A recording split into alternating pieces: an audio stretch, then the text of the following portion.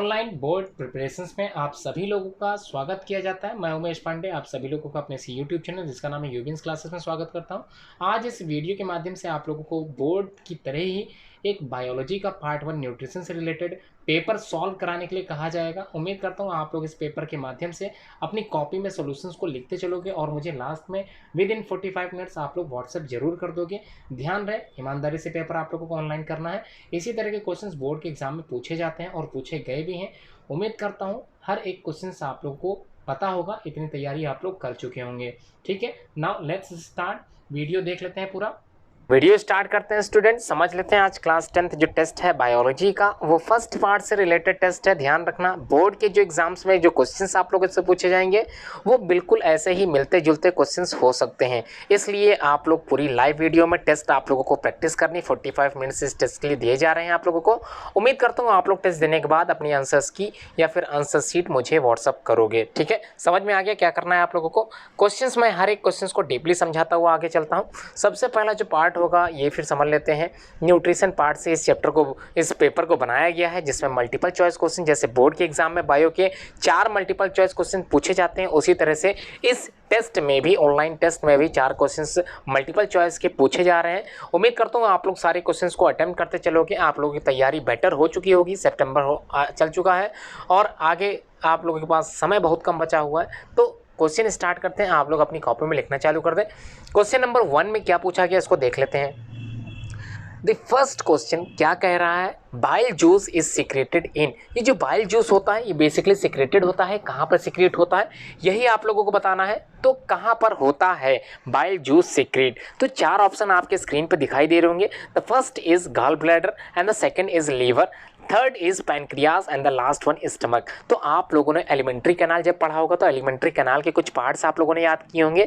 उसी पार्ट्स में आप लोगों ने डाइजेस्टिव ग्लैंड्स भी पढ़ा होगा। उसी डाइजेस्टिव ग्लैंड्स का ही एक भाग है जिससे बाइल जूस का सिक्रीशन होता है। उम्मीद करता हूँ आप लोगों को याद आ गया होगा, समझ गए होंगे आंसर इसका और आप लोगों ने लिख लिया होगा अपनी कॉपी में। ध्यान रहे, अगर आप लोग आंसर लिख रहे हैं तो ये जो आप लोगों को टाइम मिला है, प्रॉपर टाइम मिला है, इसमें आप लोग क्वेश्चंस भी लिख सकते हैं। ठीक है, हर समय तो आप लोग वीडियो देखोगे नहीं, इसलिए अपनी कॉपी में जो क्वेश्चंस पेपर बनाया गया है उसके क्वेश्चंस भी आप लोग लिखते चले।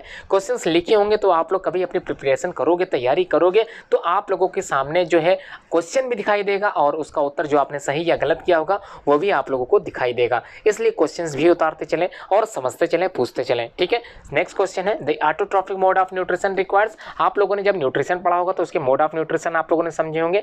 कितने तरह के होते हैं, बिल्कुल 2 तरह के होते हैं, आप लोगों ने याद भी किया था। एक होता है heterotrophic mode of nutrition and the second one is autotrophic mode of nutrition. तो यहाँ पर जो क्वेश्चन रखा गया वो सेकंड वाले पार्ट से या फिर ये कहते हैं ऑटोट्रॉफिक मोड ऑफ न्यूट्रिशन से रिलेटेड ये क्वेश्चंस बनाया गया है। तो इसमें आप लोगों को ये बताना है कि ऑटोट्रॉफिक मोड ऑफ न्यूट्रिशन में किस चीज़ों की रिक्वायरमेंट होती है, कैसे जो अपना भोजन, ये इस तरह के ऑर्गेनिज्म जो ऑटोट्रॉफिक मोड ऑफ वाले होते हैं वो कैसे अपना भोजन बनाते हैं इन द प्रेजेंस ऑफ क्या। तो क्या पहला ऑप्शन सही है, carbon dioxide is very essential for the maintaining या फिर for preparing the food with the help of by autotrophic mode of nutrition organism वाले। तो क्या पहला ऑप्शन सही होगा कार्बन डाइऑक्साइड या फिर सेकंड ऑप्शन सही होगा क्लोरोफिल वाला। तो क्लोरोफिल क्या हो सकता है सही answer. Chlorophyll is most necessary supplement या फिर most necessary substance during the process of autotrophic mode of nutrition. Third है सनलाइट। सनलाइट का मतलब होता है जो सूर्य की किरणें आती हैं, प्रकाश की किरणें जो आती हैं, पेड़ पौधे उसको ऑब्जर्व करते हैं, ये सही हो सकता है। या फिर ये चारों, या फिर ये कह लें कि ये जो तीनों ऑप्शन दे रखे गए हैं ये तीनों ऑप्शन ही सही होंगे। तो क्या लगता है आप लोगों को सही सभी होने चाहिए या फिर सिर्फ पहला, दूसरा, तीसरे में से कोई एक ऑप्शन। कॉपी में लिख चुके होंगे, टाइम प्रॉपर मिल रहा है। थर्ड क्वेश्चन समझ लेते हैं। एनर्जी करेंसी जो होती है, एनर्जी करेंसीज का मतलब आप लोग समझ रहे होंगे, एनर्जी जहाँ पर स्टोर होती है इस सेलुलर और प्रोसेस के अंतर्गत उसको क्या बोलते हैं कि सेलुलर प्रोसेसेस में होती है ये एनर्जी करेंसी। तो पहला ऑप्शन है माइटोकॉन्ड्रिया, सेकंड है एडेनोसिन ट्राइफॉस्फेट, थर्ड ही ग्लूकोज है and the last one is pyruvate है। तो चारों में से बेटर ऑप्शन आप लोगों को क्या लग रहा होगा। कई बच्चे इस क्वेश्चन पे कंफ्यूज रहते हैं, तो ध्यान रखें इस तरह के क्वेश्चन मोस्ट इंपॉर्टेंट होते हैं। बोर्ड के एग्जाम में ऐसे क्वेश्चन देखने के लिए ज़्यादा मिलते हैं। बात करते हैं नेक्स्ट क्वेश्चन, क्वेश्चन नंबर 4 की। तो आप लोगों ने पढ़ा होगा बीटा सेल्स और अल्फा सेल्स के बारे में, या फिर आप लोगों ने पढ़ा होगा इंसुलिन हार्मोन सिक्रीशन के बारे में। तो आइसोलेट्स ऑफ लैंगरहैंस जो पाया जाता है वो किस चीज़ कहाँ पर पाया जाता है? ए ऑप्शन में आप लोगों ने स्प्लीन देख लिया होगा, सेकंड ऑप्शन पेनक्रियाज है, थर्ड ऑप्शन में लीवर दे रखा है and the last one is pituitary gland. तो आप लोगों को आंसर याद आ रहा होगा आइसोलेट्स ऑफ लैंगरहैंस जो आप लोगों ने पढ़ा होगा। उम्मीद करता हूँ आप लोगों ने आंसर सही लगाया होगा या फिर सही लिखा होगा। अब हम लोग बात करेंगे जो आप लोगों को अपनी कॉपी में लिखना है। नेक्स्ट जो बोर्ड के एग्जाम्स होते हैं बिल्कुल वैसे ही पेपर आज बनाया गया है, ऐसे ही पेपर की प्रैक्टिस आप लोगों को कराई जाएगी। उम्मीद करूँगा आप लोग ऐसी प्रैक्टिस रोज करते चलें, हर एक सब्जेक्ट्स की प्रैक्टिस करते चलें, और प्रैक्टिस अगर आप लोग कर रहे हैं तो आप लोग अपने परसेंटेज को भी अच्छे मान के चलें। ठीक है, याद करते रहें, प्रॉपर टाइम निकालिए अपने सब्जेक्ट्स के लिए या फिर अपने जो क्लास है, अपने जो कोर्स है उसके लिए प्रॉपर टाइम आप लोगों को निकालना होगा। ठीक है, 4 क्वेश्चन हो गए मल्टीपल चॉइस क्वेश्चन, ऐसे ही 4 क्वेश्चन बोर्ड के एग्जाम में पूछे जाएंगे। अब हम लोग बात करेंगे क्वेश्चन नंबर 2 की। क्वेश्चन नंबर 2 में बेसिकली पूछा क्या गया इसको थोड़ा सा देख लेते हैं। शॉर्ट आंसर टाइप क्वेश्चन ऐसे ही बोर्ड में पूछा जाएगा। शॉर्ट आंसर टाइप क्वेश्चन मतलब ध्यान रखना यहाँ पर आप लोगों के शॉर्ट आंसर टाइप क्वेश्चन 3 होंगे, तो इसको कैसे लिखना है, इसको प्रॉपर आप लोगों को कैसे लिखना है इसको थोड़ा सा समझ लेते हैं। क्वेश्चन नंबर 2 का जो ए है उसमें पूछा गया है what do you mean by photosynthesis. तो फोटोसिंथेसिस होता क्या है आप लोगों ने पढ़ा होगा, न्यूट्रिशन अगर आप लोगों ने अच्छे से पढ़ा है तो फोटोसिंथेसिस होता क्या है ये भी आप लोग जानते होंगे। नाम से ही लग रहा होगा फोटो से रिलेटेड कोई चीज़ है, यहाँ पर कोई प्रोसेस है जिसका नाम है फोटोसिंथेसिस। अब ये फोटोसिंथेसिस करते कैसे ऑर्गेनिज्म है यही आप लोगों को अपनी कॉपी में लिखना है। राइट इट्स क्या लिखना है, केमिकल रिएक्शंस भी आप लोगों को लिखते चलना है। ध्यान रहे केमिकल रिएक्शंस जो आप लोग लिखेंगे वो बैलेंस होनी चाहिए। कई बार क्वेश्चंस तो बच्चे पढ़ लेते हैं, आंसर भी सही से लिख देते हैं, लेकिन बैलेंस लिखते समय वो मिस्टेक ये कर देते हैं कि बैलेंसिंग सही से ध्यान नहीं देते हैं और केमिकल इक्वेशंस जो बैलेंस होनी चाहिए उसको बैलेंसिंग नहीं कर पाते, जिस कारणवश उनके मार्क्स थोड़े से कम हो जाते हैं। ठीक है, केमिकल इक्वेशंस अगर लिख रहे हैं तो ध्यान रहे केमिकल इक्वेशंस आप लोगों को बैलेंस लिखनी पड़ेगी। उसके बाद बी ऑप्शन में या फिर बी क्वेश्चन में जो सेकंड के पूछा गया आप लोगों से उसमें क्या पूछा गया है देख लेते हैं। Right the main functions of HCl। तो HCl का जो मेन फंक्शंस है वही आप लोगों को अपनी कॉपी में लिखना है। ध्यान रहे ज़्यादा बड़ा क्वेश्चन नहीं है, आप लोग ज़्यादा लिखने की कोशिश मत करें। अगर शॉर्ट आंसर या फिर very short answer type questions पूछा गया है तो आप लोग 2 से लेके 3 तक पॉइंट्स लिख सकते हैं। फंक्शंस की बात करी जा रही है HCl के तो 3 फंक्शन सफिशिएंट है, 2 भी प्रॉपर अगर आप लोग सही ढंग से लिख देते हैं तो भी आप लोगों को नंबर मिल जाएंगे। थर्ड जो सी है इसी पार्ट्स का ही एक भाग है, मतलब इस पर भी आप लोगों को 2 मार्क्स मिलेंगे। क्या है स्टोमेटा, सी ऑप्शन में या फिर सी क्वेश्चन में पूछा गया व्हाट इज स्टोमेटा। तो स्टोमेटा होते कहाँ है आप लोगों ने अच्छे से पढ़ा था, स्टोमेटा का आप लोगों ने फंक्शंस भी पढ़े थे, स्टोमेटा के आप लोगों ने डायग्राम भी समझा था अच्छे से, तो याद आ रहा होगा व्हाट इज स्टोमेटा। इसके फंक्शंस आप लोगों को लिखने ध्यान रहे। 2 मार्क्स का क्वेश्चन है तो सिंपली आप लोगों को डिफाइन करना है स्टोमेटा होते क्या है, सिंपली आप लोगों को लिखना है इसके फंक्शंस क्या होते हैं विद लेबल डायग्राम। ध्यान रहे लेबल डायग्राम लिखा है तो आप लोगों को लेबलिंग करना बहुत ज़्यादा जरूरी है। अगर सिर्फ आप लोग डायग्राम बना के आते हो, सिर्फ डायग्राम बनाने पर आप लोगों को मार्क्स बिल्कुल भी नहीं दिए जा सकते। इसलिए ध्यान रहे बायो से रिलेटेड अगर कोई भी क्वेश्चन आप लोग लिख रहे हैं, अगर आपको उससे रिलेटेड बायोलॉजी के रिलेटेड क्वेश्चंस में डायग्राम आता है तो डायग्राम अवश्य बनाएं, डायग्राम पर आप लोगों को मार्क्स ज़्यादा दिए जाते हैं। ठीक है, समझ में आ गई बात। व्हाट इज स्टोमेटा होता क्या है, राइट इट्स फंक्शंस लिखिए और लेबल डायग्राम भी आप लोग को बनाना है इस क्वेश्चंस में। इस क्वेश्चंस के लिए भी 2 मार्क्स जो है आप लोगों को दिए जाएंगे अगर आप लोग सही उत्तर लिखते हैं।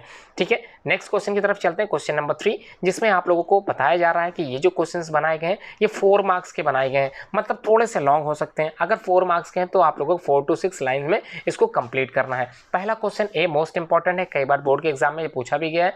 ध्यान रहे ये इंपॉर्टेंट क्वेश्चन है और बेसिकली क्या है ये कई बार बोर्ड के एग्जाम में पूछा भी गया है, आया हुआ है क्वेश्चन। इसकी तैयारी आप लोग अच्छे से कर लें। नेट पे अगर इस तरह के क्वेश्चन आप लोगों को ईजी लगते हैं, आप लोग डाउनलोड कर चुके हैं कहीं PDF फाइल से, तो आप लोग उसको भी पढ़ के मुझको चेक करा सकते हैं। ठीक है, जरूरी नहीं है कि किसी टीचर का लिखाया हुआ ही आप लोग पढ़ते चलें, कहीं और अगर ईजी ढंग में ईजी वे में अगर आप लोगों को मिल रहा है तो आप लोग उसको भी याद कर सकते हैं। ठीक है, how does phototropism occurs in plant, तो किस प्रकार से फोटोट्रॉपिज्म जो प्रोसेस होती है वो प्लांट में अकर होती है। इसका आंसर आप लोगों को अपनी कॉपी में 4 to 6 लाइन में कंप्लीट करना है। अगर ये क्वेश्चन आप लोगों को समझ में नहीं आ रहा तो समझ लेते हैं कि एक प्रोसेस होती है फोटोट्रॉपिज्म की जो बेसिकली कौन करता है, प्लांट्स करते हैं। थोड़ा सा क्लू मिल गया होगा आप लोगों को, प्लांट्स करते हैं उससे रिलेटेड ही क्वेश्चन है, तो आप लोग बना के लिख सकते हैं तो अच्छी बात है। नहीं, इस क्वेश्चन को अगर आप लोगों को नहीं आता तो आप लोग इसको बिल्कुल छोड़ सकते हैं। ठीक है, ध्यान रहे गलत उत्तर बिल्कुल मत लिखें, अगर नहीं आ रहा तो आप लोग तैयारी कर सकते हैं, उसको ब्लैंक छोड़ दीजिए। नेक्स्ट क्वेश्चन नंबर 3 का बी है, वो भी 4 मार्क्स का है। आप लोगों को पूरे क्वेश्चन के